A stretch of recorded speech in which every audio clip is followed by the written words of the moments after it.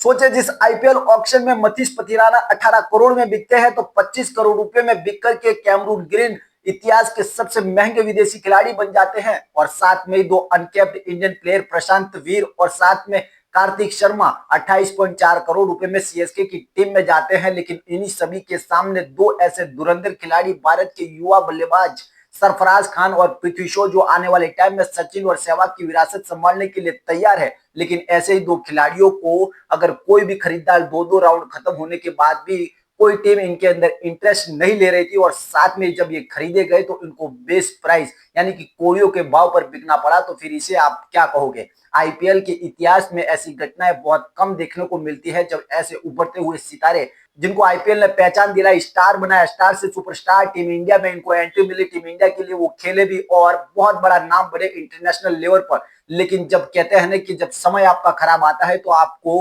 कोड़ियों के दाम भी बिकना पड़ता है। और कुछ इसी प्रकार का कल के मुकाबले में हुआ जहां पर ऑक्शन में बैठी किसी भी टीम ने इन खिलाड़ियों पर दाव लगाने से इनकार कर दिया। दो दो राउंड खत्म हो गए, उसके बावजूद भी इन खिलाड़ियों के लिए कोई बोली नहीं लगा रही थी। ये वही खिलाड़ी है जो एक टाइम पर आईपीएल की आन बान शान और सबसे युवा सबसे खतरनाक प्लेयरों में से दो प्लेयर थे, पृथ्वी शॉ और सरफराज खान। और ये वही सरफराज खान है जहां कल आईपीएल ऑक्शन से ठीक एक घंटे पहले अपनी सैयद मुश्ताक अली ट्रॉफी में खेलते हुए सिर्फ 15 गेंदों में वो 50 लगा देते हैं और 23 गेंदों में 73 रनों की पारी खेलते हैं, 300 प्लस की स्ट्राइक रेट से रन बनाते हैं। उसके बावजूद भी कल उनको जब खरीदने के लिए ऑक्शन में टीमें उतरी तो कोई भी टीम इनमें रुचि नहीं दिखा रही थी। तो इसके पीछे आप क्या कहोगे, क्योंकि ऐसे खिलाड़ियों को देख करके कभी कभी बुरा भी लगता है कि जिन्होंने अपनी कम उम्र में इतना फेम, इतना नाम, इतना पैसा, इतनी शोहरत कमाई हो, लेकिन उसके बावजूद भी जब आईपीएल 2024 में इनको कोई खरीदता नहीं है। जहां पर पृथ्वी शॉ को दिल्ली कैपिटल्स की टीम रिलीज करती है, उसके बाद ना वो खरीदते हैं और ना ही कोई और टीम इंटरेस्ट दिखाती है।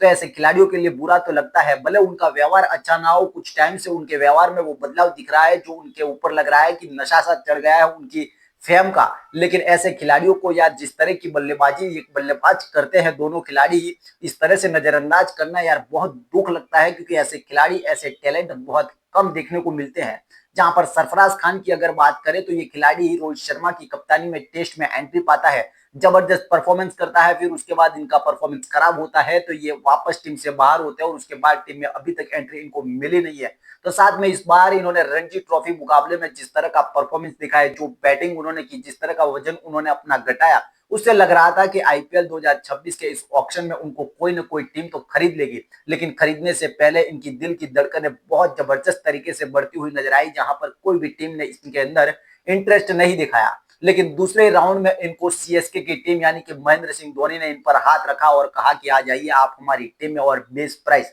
75 लाख रुपए में इनको खरीदा गया। सोचिए जिस प्रशांत वीर को 14.2 करोड़ रुपए दिए गए, जिस कार्तिक शर्मा को 14.2 करोड़ रुपए दिए गए, यानी कि 28.4 करोड़ रुपए इन अनकैप्ड खिलाड़ियों को जिनको कोई नहीं पहचानता है, लेकिन उसके बावजूद भी अगर ये खिलाड़ी 75 लाख रुपए में अपने बेस प्राइस में बिक जाता है तो इसे आईपीएल की कौन सी व्यवस्था कहेंगे कि जिस आईपीएल ने इनको नाम, शोहरत, पैसा, इज्जत सब कुछ दिया, लेकिन उसी आईपीएल ने आज इनको फर्श से अर्श से फर्श पर ला करके रख दिया है, जहां पर इस खिलाड़ियों को आज बिकने के लिए कहीं ना कहीं इनको रोता हुआ आप जरूर महसूस कर सकते थे।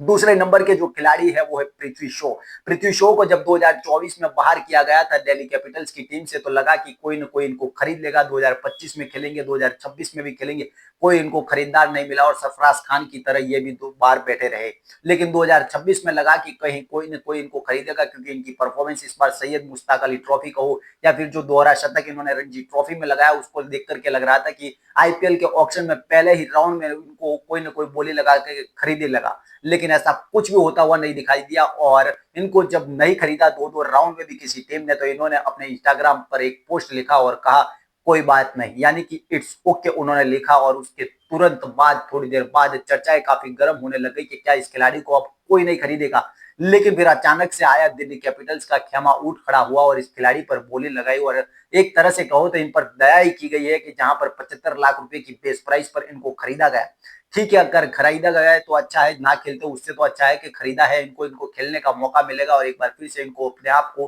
प्रूव करने का भी मौका मिलेगा। इनको जब टीम से बाहर किया गया था और किसी ने नहीं खरीदा था तो यही कहा जा रहा था कि इनका व्यवहार, इनका बर्ताव जो है सीनियर खिलाड़ियों के प्रति, टीम मैनेजमेंट के साथ अच्छा नहीं है। उसी की वजह से ये 2025 में अनसोल्ड रहे थे और ये 2026 में भी ऐसा ही कुछ होने जा रहा था जहां दो दो राउंड में इनको किसी ने नहीं खरीदा। लेकिन अचानक से फिर दिल्ली कैपिटल्स खड़ी हुई और एक बार इन पर फिर से भरोसा जताया और उस भरोसे पर इनको कायम उतरना होगा, खरा उतरना होगा। अगर ऐसा नहीं कर पाते हैं तो 2027 में ये खिलाड़ी आपको खेलता हुआ नहीं दिखाई दे सकता है। तो दो बहुत बड़े जीवनदान ऐसे खिलाड़ी, इनके लिए सबक तो है ही है साथ में, लेकिन उन खिलाड़ियों के लिए भी सबक है कि अगर आपको नाम, शोहरत, पैसा और इज्जत मिल जाती है तो आप अपने आप को संभाल पाते हो या नहीं संभाल पाते हो। अगर नहीं संभाल पाओगे तो ऐसा ही हाल होगा जैसा इन खिलाड़ियों का हुआ। लेकिन वो तो अच्छा हुआ कि इन दो खिलाड़ियों को दो दो राउंड खत्म होने के बाद टीमों ने, जैसे सीएसके ने सरफराज को लिया और साथ में इनको दिल्ली कैपिटल्स ने वापस अपने घर पर बुला लिया। देखने वाली बात होगी कि ये टीमें इनको कैसे प्लेइंग 11 में उतारती है, कैसे इनका यूज करती है और कैसा इनका परफॉर्मेंस 2026 के T20 वर्ल्ड कप के बाद होने वाली आईपीएल में रहता है।